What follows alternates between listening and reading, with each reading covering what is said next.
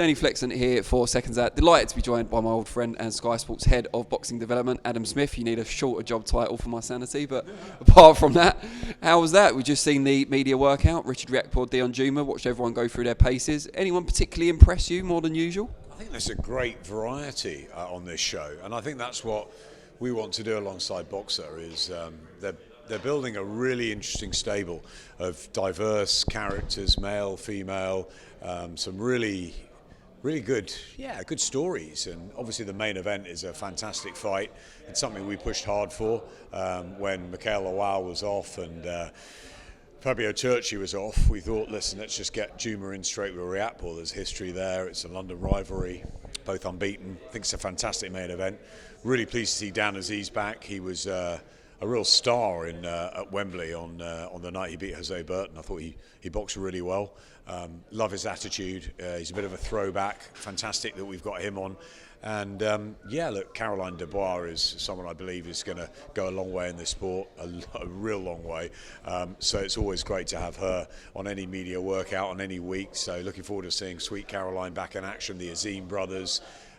It was a who's who up there. It was fantastic, and Joe Pigford, some other prospects that maybe don't normally get the attention, but have got the opportunities on these shows. And long may that continue. It's been an incredible February of sort of big names and big fights, but I think the next couple of shows we've got is a chance to really reveal some of the talent and get them rolling.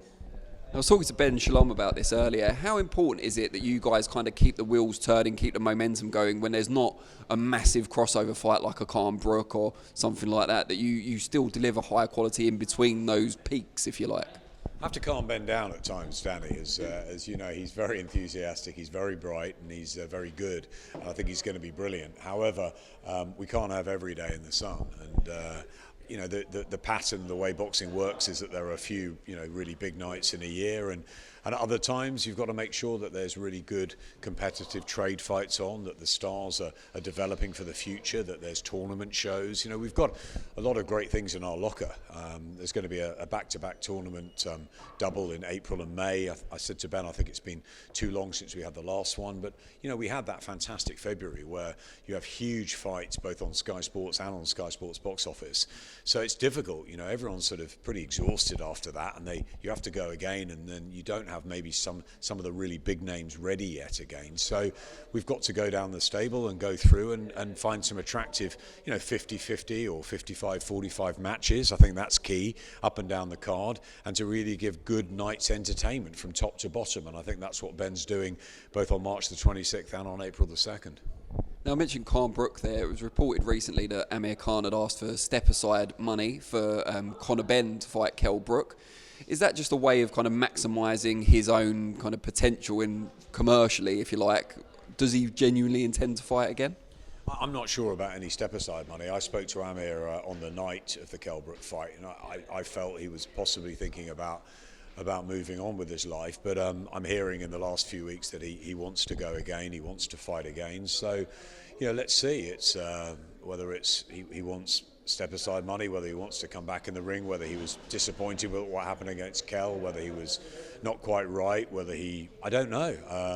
I haven't spoken to him myself since the night, just swapped a couple of messages to see how he was, but the feeling I'm getting and I'm hearing is that he might want to go again. So all the attention was on whether Kell Brook would go again or whether he'd call it a day, and it obviously looks like he does want to fight on, and there's talks of the likes of your Conor Benns or your Chris Eubanks, but it seems like Amir Khan might want to join the party again. And look, it was a difficult night for him on February the 19th. He showed all the bottle and all the heart and all the grit and all the determination that we love about Amir Khan. But he sat with me afterwards in the post-fight presser and said he just didn't feel right. He didn't feel himself, and whether that's a sign that it's time to think about other things, or whether that's just something that didn't happen in training or didn't happen just on the night, or Kell Brook was too good. Who knows? But it's up to him and his team to sit down and think about what they want to do and make the next move. And we'll act accordingly when we find out. In the build-up to Khan Brook, you talked about the potential of a rematch depending on what happened in the first fight. Given what did occur on the night, how challenging a sell would that be? Yeah, listen. Obviously, it was much more one-sided as a fight in Kell Brook's favour than possibly we all thought going in. Many people had Amir winning, many people had Kell winning. It was seen as a 50-50.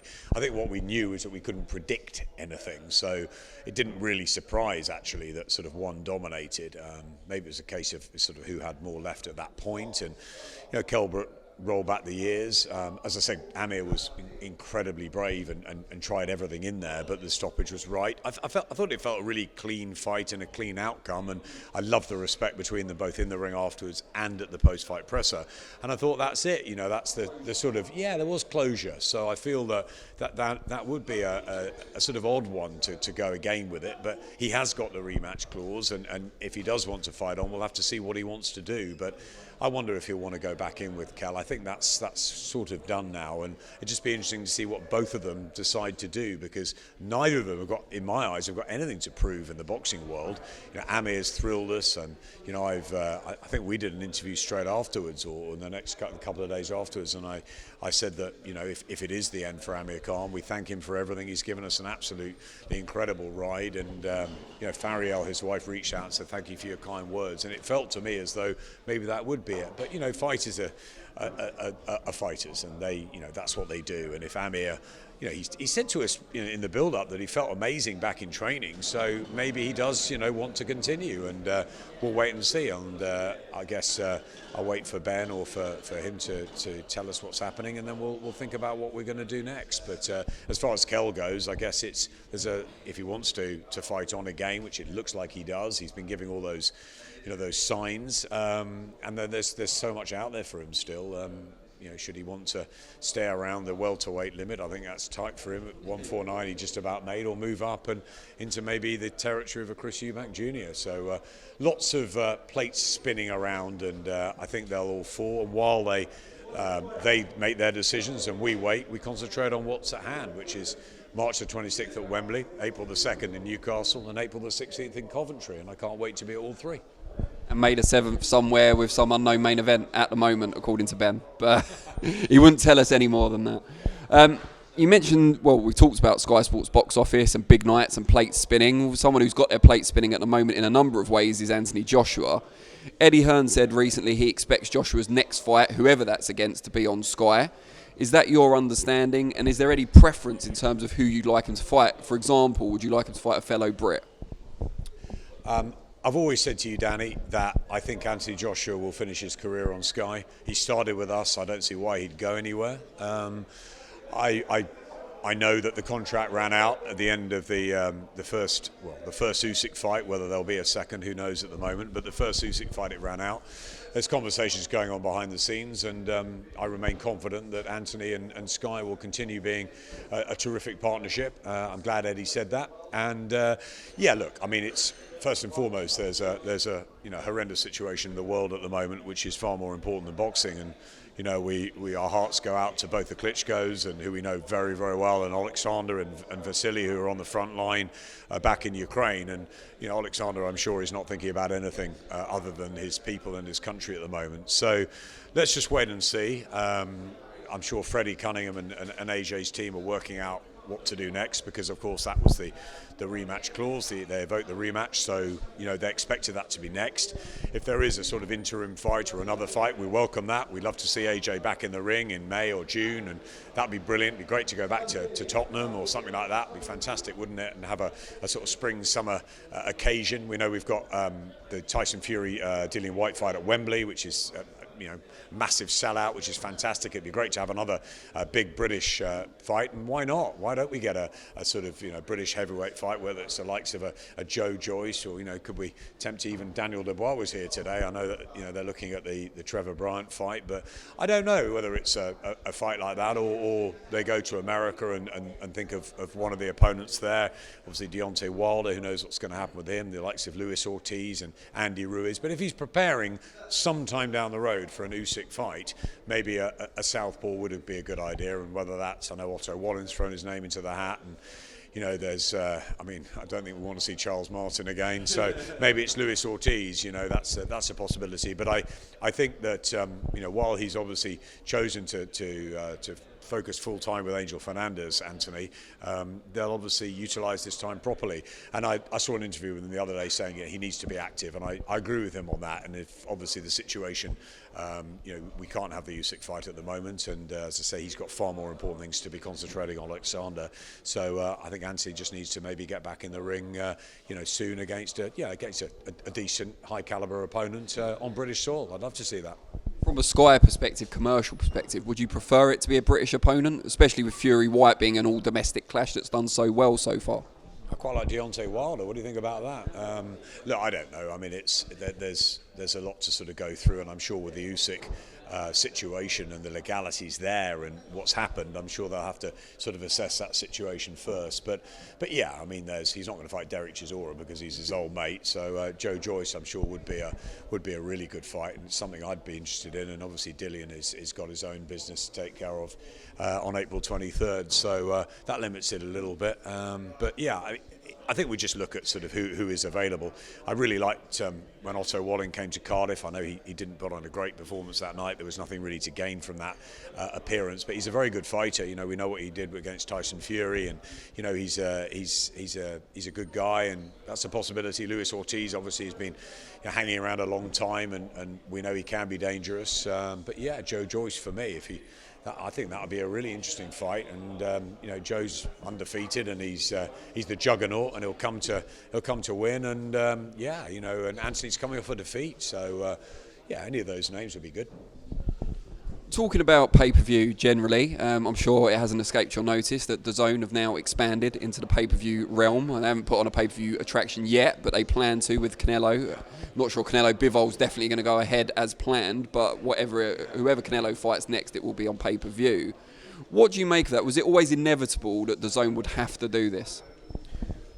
I think that, look, that's a question for Joe and the team at DAZN. I think ultimately, it's we know how important the box office market is. We've had Sky pay-per-view since 1996, and that was the first one with Bruno Tyson, so 25 years, and we know sort of obviously you don't want to have too many box office events a year. They've got to be special nights, they've got to be sort of dazzling attractions. We showed in February how we had two really good Sky Sports nights with Eubank Williams, which I didn't feel was a box office fight, and also Taylor Catterall, and then the one in the middle, Khan and Brook, a bit more sort of starry, I guess. That's your box office night. So look, if DAZN feel that for their business model that's what they need to do. Canelo is a superstar. In many ways he's the grandest fighter in the world. I love watching him.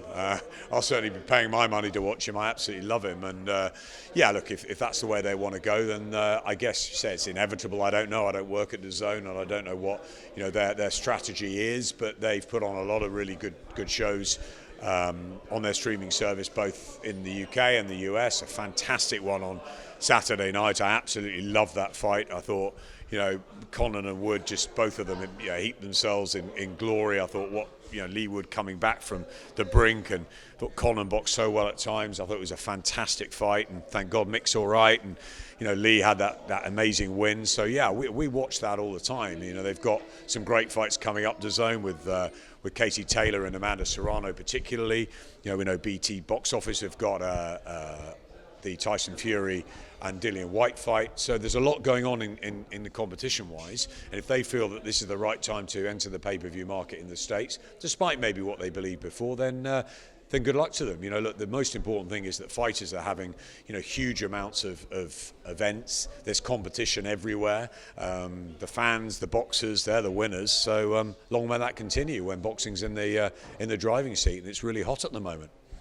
Now, you were memorably up in arms, as most fans around the UK were, at the decision in Josh Taylor, Jack Catterall. We've still seen some questionable decisions since then as well. We now know that Ian John Lewis is going to be downgraded from an A-star official to just A. That's the only action, at least thus far, that the Board of Control have taken. Do you think they've gone far enough? And Ben was talking earlier about some proposals you guys might be putting forward. Yeah, Ben and I, looking at things behind the scenes that we can try and help with to push sort of boxing forward. And that's nothing against anybody, or certainly the Board of Control have been incredible for so many years in governing the sport. And the health and safety and their implementation. And Robert Smith is a brilliant guy, and they've been absolutely fantastic. And look, I don't think anyone on the night. I mean, look, ultimately it was a tough week or two after the Cattrall-Taylor night. You know, both fighters were very down.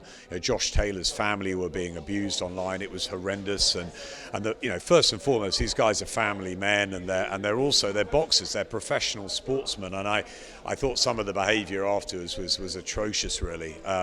You know, your heart went out to Jack Cattrall, of course, because, you know, in many people's eyes, in most people's eyes, he deserved the decision and deserved it by a good margin.